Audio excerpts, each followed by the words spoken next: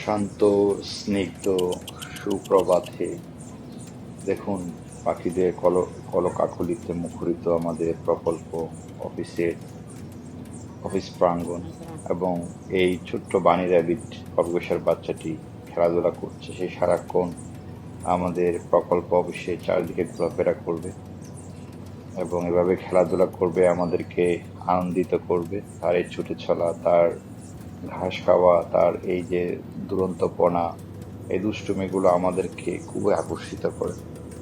দেখুন এই সুন্দর শুভ্র শান্ত সকালে, বৃষ্টি ভেজা সকালে সে কি সুন্দর করে ঘাস খাচ্ছে এবং এদিক সেদিক ছুটোছুটি করছে, যা আমাদের মনের মধ্যে এক আনন্দের দোলা দিয়ে যায়।